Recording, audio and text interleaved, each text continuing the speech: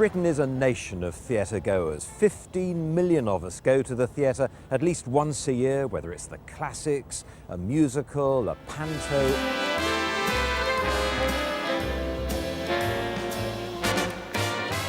Every night of the week, you can see the best in British shows, British acting, the magic of the theatre. But what if that magic is denied to you? He gave me the name of Worthing because he happened to have a first-class ticket for Worthing in his pocket at the time. I did not go to the theatre because I thought it was an exclusive activity, that it was an elitist thing. And I didn't realise then that the theatre was for everyone, young, old, just for everyone. It is a seaside resort. Where did the charitable gentleman with a first-class ticket to this seaside resort find you? In a handbag.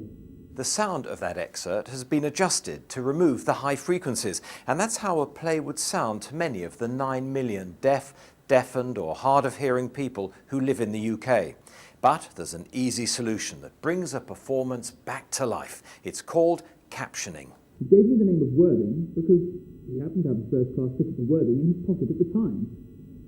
Worthing is a place in Sussex. It is a seaside resort. Where did the charitable gentleman with a first-class ticket to this seaside resort find you?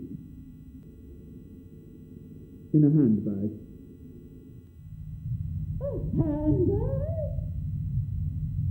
Captioning can give performance back to people who are deaf or who have some degree of hearing loss. I saw my first ever caption performance about a few years ago, and I have to tell you, it was a real eye-opener. Captioning then made me realise that it allowed everyone to be fully submerged in the storyline of the production, and it also encouraging you to follow the play independently without having to refer to the script beforehand or nudge someone next to me asking, what did I say? I didn't get that.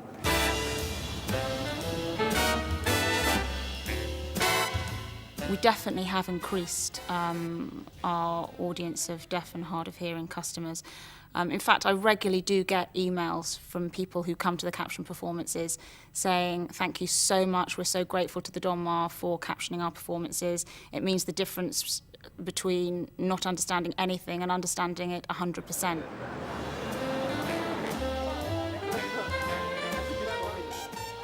What can I say? It's fantastic. And captioning helps a lot.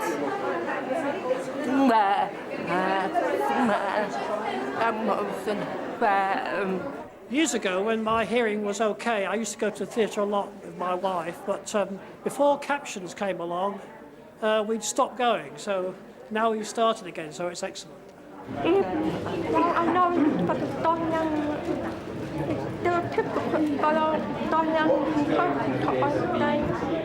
Because I don't know in that really, and I can read the captions but I don't eat, and I feel that I can learn along with the audience. I would always hope that we would get feedback from our designated audience, if you like, but very, very interesting that the feedback is much broader than that, because of course in every one performance, every one caption performance, there is a considerable percentage of the house who don't need the captioning, and I'm always intrigued and surprised and thrilled that those people get something from it as well. There was a hearing woman next to me, and she said to me, here, could you follow the play? I said, yeah, there were captioning there, I had no problem. Why? She said, I couldn't follow the actor. That was a real surprise to me. She made me realise that hearing people also experience difficulty at the theatre, not just deaf people, and what she said to me made me appreciate captioning even more. We have learned that one of the ways to get it right is to engage with it right from the very beginning. So the moment that the programming has been agreed, that's where we start. We have very little problem with actors in relation to the caption performances, and indeed very little problem with other members of the audience in relation to the caption. At venues like the Churchill Theatre in Bromley, local deaf, deafened and hard of hearing people have been campaigning to see captioning in their area.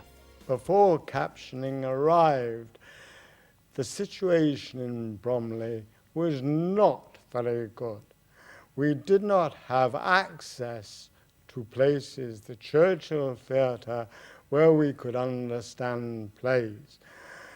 And that is why, through a lot of persistence, a lot of talking with the managements of theatres, we are now on the point of enjoying live theatre on a par with our hearing peers. The captioning takes place on the left-hand side of the stage. Yes. Where would you like to sit? The whole concept of captioning is wonderful.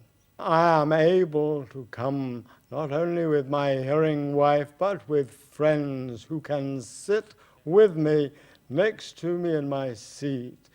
And it has, I can say very positively, expanded my quality of life. The captioning made a great difference to my enjoyment of the show, because otherwise I'd be missing so many important details. It's quite a lot to take in, the history and the politics as well as the current. I can now go with my partner who's deaf, as opposed to going just with my friends and he's left out.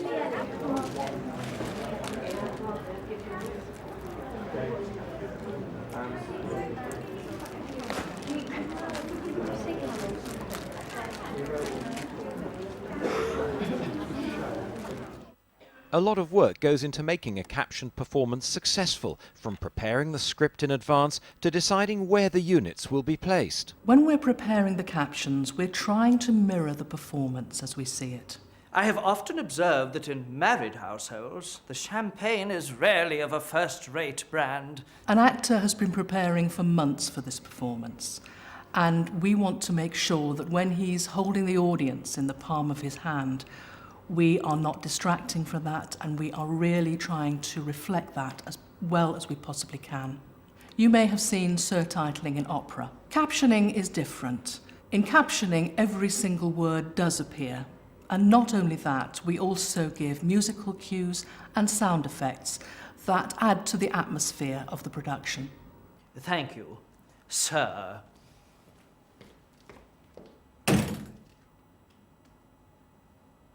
A good caption unit position is important. If the captioning unit is in a good position, it becomes very comfortable for the deaf and hard of hearing people to follow this show. Whereas if the captioning unit is off stage or particularly high, it becomes quite difficult to follow the action on stage and the captioning at the same time. Things to take into account are, firstly, to get the unit as close to the action, especially the actor's head height, as possible. This makes following the captioning unit easier to do. Second point is to make sure that the captioning unit won't interfere with any of the scenery, some of which may be moving, and of course the lighting, which is a very important part of any show.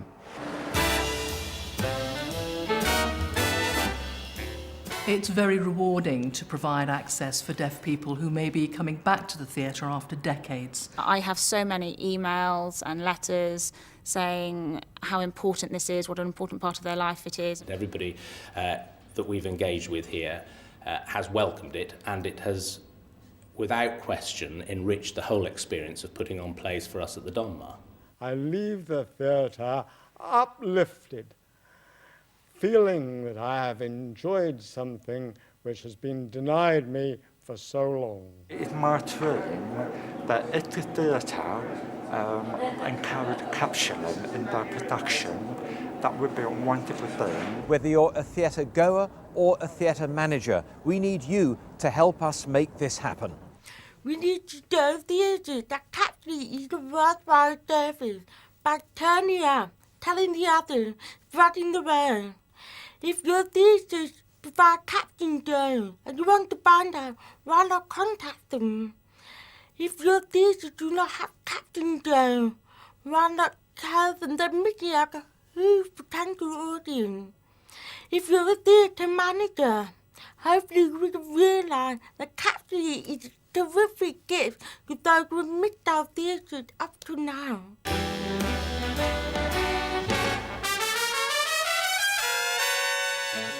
I look forward to seeing you soon at a captioned performance.